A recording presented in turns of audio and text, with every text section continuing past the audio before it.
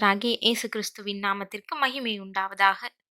கர்த்தருக்குள் பிரியமானவர்களே, இந்த நாளுக்கான சிந்தனை பகுதியை நாம கொஞ்ச நேரம் எடுத்து சிந்திச்சு பார்க்கலாம். வாய்ப்பு கிடைச்சவங்க எல்லாம் குற்றவாளிகளாகவும், வாய்ப்பு கிடைக்காதவங்க எல்லாம் நல்லவங்களாகவும் இருக்கிறாங்கன்னு சொல்லுவாங்க. பாவம் செய்ய கிடைக்கக்கூடிய வாய்ப்புகள்ல உத்தமமா நிக்கிறவங்க தான் தேவனுக்கு பிரியமானவங்க. மனுஷங்களுக்கு தன்னை யாரும் கவனிக்கலன்னா தவறு செய்யக்கூடிய எண்ணம் தானா வந்துடுது. மத்தவங்க பார்த்துட்டா எத்தனை அவமானம்னு நினைக்கிறவங்க, மறைவிடத்துல பாவத்தோட பங்கு வைக்கிறவங்க, தான் தவறுகள் யாருக்கும் தெரியக்கூடாதுன்றதுல இருக்கக்கூடிய கவனம், தன்னை தேவன் பார்க்கறாருன்றதுல இருக்கிறது இல்ல. பல நாள் திருடன் ஒரு நாள் அகப்படுவான்னு வழக்கத்துல சொல்றது உண்டு. எந்த பாவத்தையும் பல நாள் பூட்டி வைக்க முடியாது. தாமடி வேகாம நெருப்ப மறைச்சு வைக்க முடியுமான்னு நாம வாசிக்கிறோம். அதனால எந்த பாவமும் ஒரு நாள் வெளியரங்கமாகுன்றத நாம நிச்சயம் அறிஞ்சிருக்கணும். மனுஷங்க கண்களுக்கு வேணும்னா அது தெரியாம இருக்கலாம். ஆண்டவருடைய கண்கள் பூமி எங்கும் உலாவுறதா இருக்குது. தெய்வ பயம் அவங்களுக்கு இல்லைன்னு துன்மார்க்கரை குறிச்சு வேதம் சொல்லுது. ஆனா இன்னைக்கு ரட்சிக்கப்பட்டவங்கன்னு சொல்றவங்களுக்கு கூட தெய்வ பயம்ன்றது வேஷமாவே இருக்குது. அவங்க மனுஷங்களுக்கு முன்னாடி தேவனுக்கு பயப்படுறது போல நடிக்கிறாங்க. ஆனா நிஜத்துல அவங்களுக்கு கர்த்தருக்கு பயப்படக்கூடிய பயம் இல்ல. அது எல்லாமே போலியானதாவே இருக்குது. இதனாலதான் கிறிஸ்தவங்கன்னு சொல்றவங்களுடைய வேஷம் கலையும் போது கிறிஸ்தவத்தை குறிச்ச நல்ல சாட்சி கெட்டு போகுது. ஆண்டவராகிய இயேசு கிறிஸ்துவால மீட்கப்பட்டவங்க பாவத்துடைய தண்டனையில இருந்து மட்டும் கிடையாது, பாவத்துடைய வீரியத்துல இருந்தும் மீட்கப்பட்டவங்களா இருக்கிறது ரொம்ப அவசியம். அப்படி இல்லாத பட்சத்துல ஆண்டவருடைய நாமத்துக்கு அவமானமாவே இருந்துரும். அதனால இன்னைக்கு இதை குறிச்சு நேரம் எடுத்து ஒரு உதாரணத்தின் மூலயமா சிந்திப்போம். அமெரிக்கா நாட்டுல போதகர் ஒருத்தர் பஸ்ல பிரயாணம் செஞ்சாரு.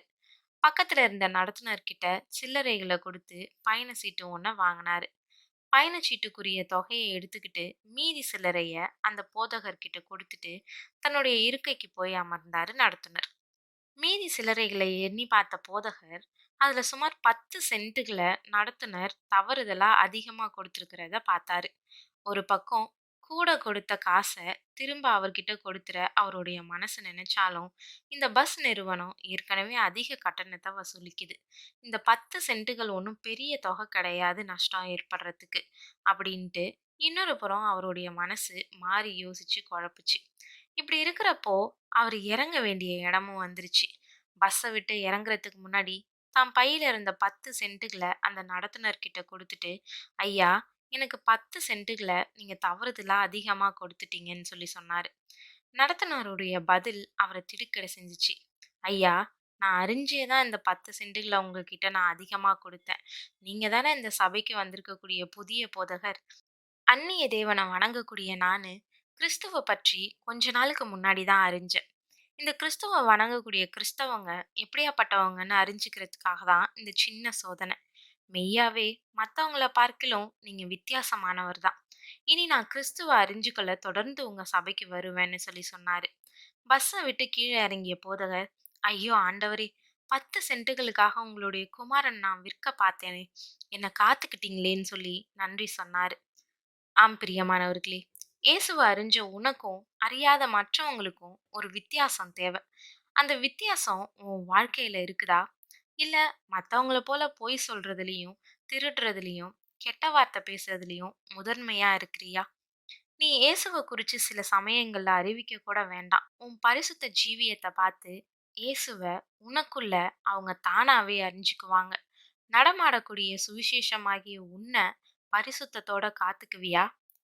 புறஜாதிகள் உங்களை அக்கிரமக்காரர் என்று விரோதமாய் பேசும் விஷயத்தில் அவர்கள் உங்கள் நற்கிரியைகளைக் கண்டு அவற்றை நிமித்தம் சந்திப்பின் நாளிலே தேவனை மகிமைப்படுத்தும்படி நீங்கள் அவர்களுக்குள்ளே நல் நடக்கையுள்ளவர்களாய் நடந்து கொள்ளுங்கள்னு உங்களுக்கு புத்தி சொல்லுகிறேன்னு 1 பேதுரு 2:12 சொல்லப்பட்டதின்படியே நம்ம எங்க வாழ்ந்தாலும் அவருடைய குணாதிசயங்களை பிரதிபலிக்க அழைக்கப்பட்டிருக்கிறோம்.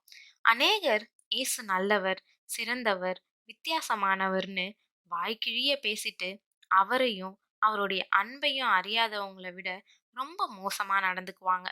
நம்மளுடைய நாட்டுல மகாத்மா காந்தியடிகள், அண்ணல் அம்பேத்கர் போன்றோர் இயேசுவை ஏற்றுக்கொள்ளாம போனதுக்கு தவறான கிறிஸ்தவங்களே காரணம்.